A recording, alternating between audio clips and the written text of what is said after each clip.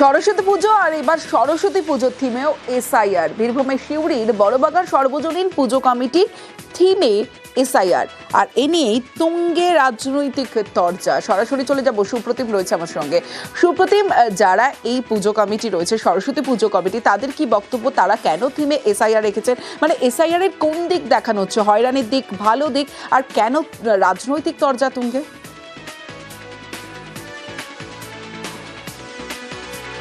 দেখো, সিউড়ির বড়বাগান যে সরস্বতী পুজো কমিটি, তাদের যে পুজো থিম, সেটা সরস্বতী পুজোর থিম, সেটা হচ্ছে এসআইআর।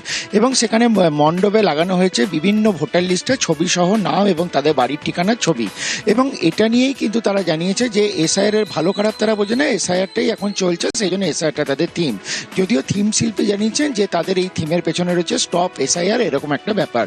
আর এটা নিয়েই কিন্তু রাজনৈতিক তরজা তুঙ্গে বিজেপির তরফ অভিযোগ করা হয়েছে যে এই ধরনের থিম যারা করে তারা কিন্তু দেশদ্রোহী, এবং এইভাবে কোনো পাবলিকের আইডেন্টিটি এইভাবে চেটকানো যেতে পারে না মণ্ডপের মধ্যে। যদিও তৃণমূলের তরফে বলা হয়েছে যে মানুষ হয়রানির মধ্যে পড়ছে, এবং সেই জন্যই যদি কোনো ক্লাব এসআইআর এর থিম করে থাকে তাহলে সেটা করতেই পারে। তবে এ নিয়ে কিন্তু রাজনৈতিক একটা তরজা চলছে, কারণ যেভাবে এসআইআর এর থিম করা হয়েছে, যেখানে ছবি চেটানো হয়েছে, নাম অ্যাড্রেস দেওয়া হয়েছে, সেখানেই কিন্তু বিজেপির অভিযোগ। যদিও ক্লাব কর্তৃপক্ষ জানিয়েছে তারা কিন্তু শুধুমাত্র একটা থিমকে তৈরি করেছেন, কারণ এখন যেহেতু এসআইআর নিয়েই সব জায়গায় চলছে, তাই তারা শুধুমাত্র একটা থিম করেছেন পুজোর। বেশ, এসআইআর নিয়ে কাজ করছি, এসআইআর থিম এটা।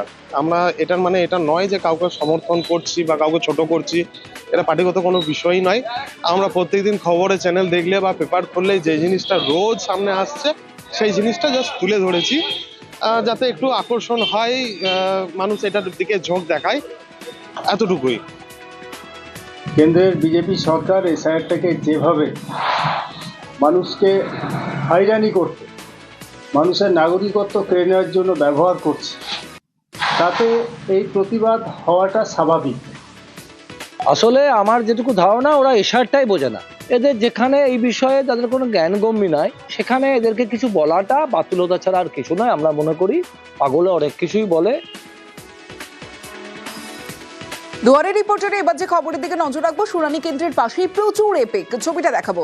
এসআইআর শুনানি চলাকালীন উদ্ধার প্রচুর ভোটার কার্ড। শুনানি চলাকালীন ভোটার কার্ড উদ্ধারে রীতিমতো চাঞ্চল্য। সরাসরি চলে যাব, আমার সঙ্গে রানা রয়েছে, রানার সঙ্গে কথা বলবো। রানা, প্রথমেই যে প্রশ্নটা ওঠে যে এত ভোটার কার্ড কোথা থেকে এলো, এবং এই ভোটার কার্ডগুলো আসল না নকল ভোটার কার্ড?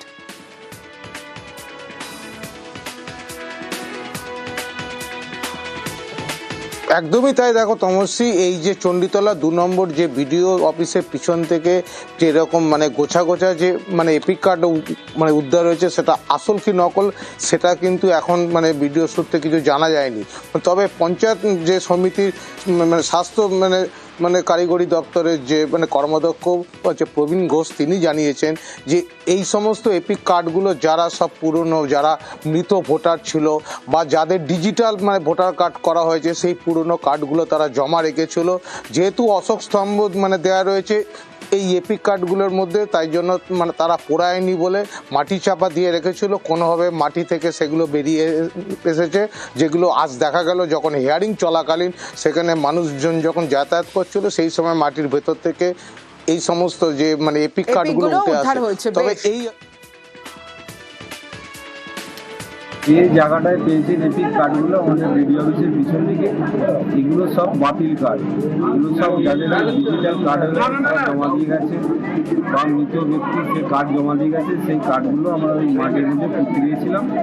যেগুলো অসমান ছিল, এসআইআর হিয়ারিংয়ের জন্য মাটি টাইপে চালিয়েছে, সেই জন্য হয়তো এই কার্ডগুলো একটু বেরিয়েছে। বাঁকুড়া রোন্দায় বিজেপি নেতাকে পুড়িয়ে খুনের চেষ্টা। বিজেপি নেতার দোকান বাড়িতে ভাঙচুর, দোকানে লুটপাটের পর বাড়িতে আগুন। সরাসরি চলে যাব, প্রিয়ব্রত গোস্বামী রয়েছে। প্রিয়ব্রত, ঠিক কি হয়েছিল, কাদের বিরুদ্ধে এই অভিযোগ, এখনো পর্যন্ত তদন্তে কি আপডেট? দেখো, গতকাল গভীর রাতে যখন তারা শুয়েছিলেন, তখনই কিন্তু এই ধরনের আক্রমণ চালানো হয়েছে দুষ্কৃতী দ্বারা, এবং তারা তৃণমূলের আশ্রিত দুষ্কৃতী, এমনটাই অভিযোগ করছে বিজেপি নেতৃত্ব। যেখানে তাপস বারিক গতকাল রুমিসভার সেরে বাড়ি ফিরেছিলেন, এবং তারপর তারা কিন্তু বাড়ির মধ্যে ছিলেন।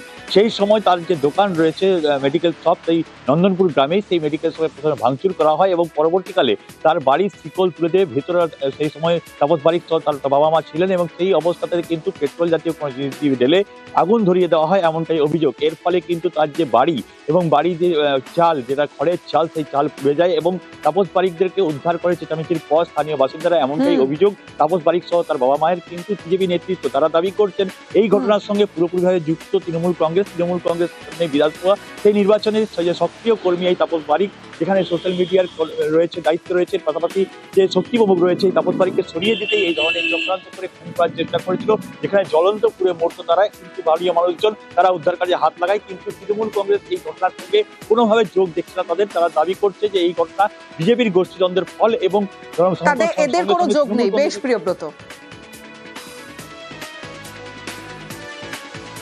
আমরা কোন রাজ্যে এবং কোন যুগে বসবাস করছি, যেখানে একজন সাধারণ বিজেপির কর্মী সে বাড়ি বিজেপি করার জন্য তার বাড়িতে আগুন লাগিয়ে পুড়ে মারার যে চক্রান্ত তৃণমূল কংগ্রেসের দুষ্কৃতিকারীরা করছে, আমরা পুলিশ প্রশাসনের কাছে অতি সত্বর তাদেরকে গ্রেপ্তার করা হয়, নচেত আমরা আগামী দিন তার বৃহত্তম আন্দোলনে আমরা নামব।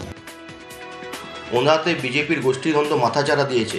আমার সন্দেহ যে এখানে বিজেপির নিজেদের অন্তর্কলহের জেরে এটা হয়েছে কিনা। বিধায়কের বিরুদ্ধে বিজেপির একটা অংশ সোচ্চার হয়েছে যে বিধায়ক এলাকায় কোনো দেখা যায় না, এলাকায় কোনো দিন আসে না, এলাকায় কাজ করেন। নিশ্চিতভাবে প্রশাসন তদন্ত করে দেখবে, যদি কোনো ব্যক্তি এর সাথে জড়িত থাকে প্রশাসন তদন্তের পরে তার বিরুদ্ধে ব্যবস্থা নেবে। ভেজাল রুখতে রাজ্যের পদক্ষেপে সন্তোষ প্রকাশ করেছে হাইকোর্ট। সবজি, ফল, মাছ, মাংস, দুধে কৃত্রিম রাসায়নিক খাবারে ভেজাল রুখতে নিয়মিত রাজ্যকে অভিযান করতে হবে। সরাসরি চলে যাব, আমার সঙ্গে অর্ণব হাজরা রয়েছে, কথা বলবো অর্ণবের সঙ্গে। অর্ণব, কোন মামলায় ঠিক কি নির্দেশ বিচারপতি ডিভিশন বেঞ্চে?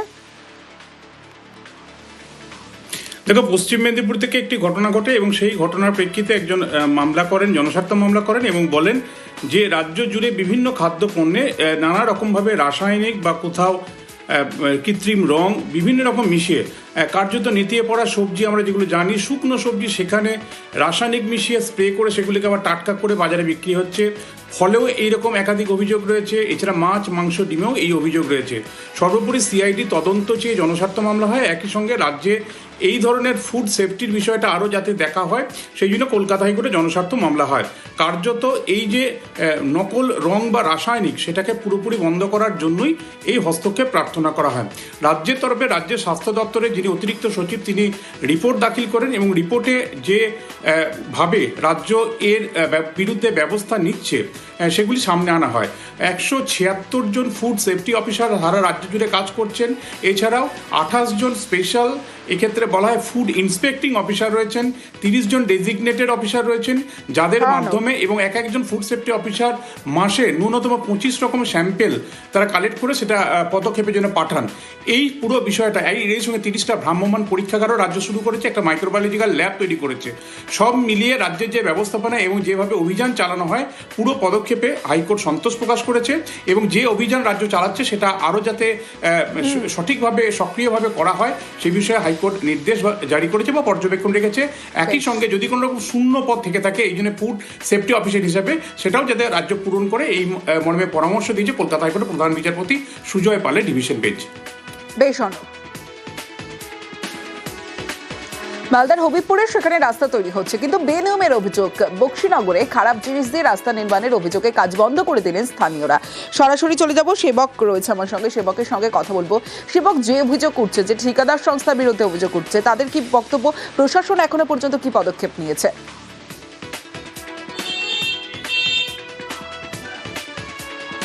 দেখো, আজকে মালদার হবিবপুরে যে আইও গ্রাম পঞ্চায়েত তার বক্সিনগর, সেখানে প্রায় 175 মিটার রাস্তা তৈরির কাজ হচ্ছে। এই জন্য ব্যয় বরাদ্দ হচ্ছে 2,57,000 টাকা। হবিবপুর পঞ্চায়েত সমিতি এই কাজ করছে, কিন্তু গ্রামবাসীরা যেটা অভিযোগ করছেন যে শিডিউল অনুযায়ী কাজ হচ্ছে না, নিম্নমানের কাজ হচ্ছে।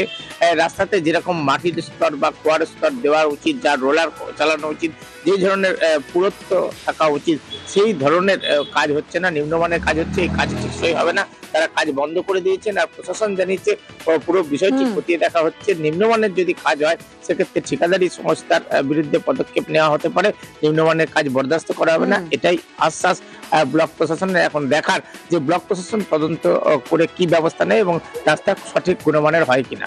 ঠিক।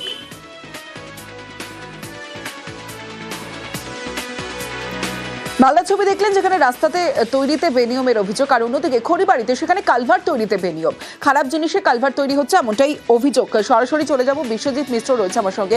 বিশ্বজিৎ, যে ঠিকাদার সংস্থাকে এই বরাদ দেওয়া হয়েছে তাদের বিরুদ্ধে অভিযোগ, তাদের কি বক্তব্য, পঞ্চায়েত প্রধান কি বলছেন? দেখুন, ঠিকাদারি এজেন্সির বিরুদ্ধে কিন্তু যে অভিযোগ উঠে আসে তাতে কিন্তু ঠিকাদারি এজেন্সি পরিষ্কারভাবে জানাচ্ছে যে তারা দিন থেকেই কাজ শুরু করেছিল এবং কাজ গড়াতে গিরাতে কার্যত রাত পৌঁছায়, তাই রাতের অন্ধকারে এই কনস্ট্রাকশন অর্থাৎ কালভার্টের কাজ চলছিল। যদিও গোটা বিষয়টি নিয়ে পূর্ত দপ্তর তদন্তের আশ্বাস দিয়েছে। আর অন্যদিকে বিজেপির অভিযোগ যে কেনই বা রাতে করাবে, যদি অতিরিক্ত শ্রমিকের প্রয়োজন ছিল তাহলে অতিরিক্ত শ্রমিক দিয়ে ঢালাই কাজ দিনে করা যেত, কেন রাতে করা হবে? রাতে করা মানে কি কাজে দুর্নীতির আশ্রয় নেওয়া? যা নিয়ে কার্যত জলঘোলা হচ্ছিল এই খড়িবাড়িতে। কারণ খড়িবাড়ি রাজ্য সড়কের মধ্যেই কিন্তু দীর্ঘদিন ধরে এই কালভার্টের কাজ চলছিল। আর দেখা যাচ্ছে গতকাল রাতেই কিন্তু এই কালভার্টের কাজ যখন রাতের বেলা গড়ায় সেই সময় কিন্তু প্রশ্ন উঠতে শুরু করেছে। যদিও পঞ্চায়েত প্রধানের দাবি যে যেহেতু পূর্ত দপ্তরের এই কাজ, তাই পূর্ত দপ্তর কোনোভাবে গ্রাম পঞ্চায়েতকে জানায়নি। তারাও যেটা জানাচ্ছে যে দিনের বেলা এই কাজ করলে অবশ্যই ভালো হতো। তবে গোটা বিষয়টি নিয়ে পূর্ত দপ্তর কিন্তু ঠিকাদারি এজেন্সির কাজের যে কাজ রয়েছে তা কিন্তু প্রমাণ করে দেখবেন। যদি কোনো ধরনের অভিযোগ উঠে আসে তার বিরুদ্ধে কিন্তু আইনত ব্যবস্থা নেবে বলে পূর্ত দপ্তর সূত্রে জানতে পারছি। বেশ, কালভার্টটা কত এমন কালভার্ট যে রাতবেলা ঢালাই করতে হবে, দিনের বেলা না করে। এটা আমার মনে হয় দিনের বেলা করলে ভালো হতো।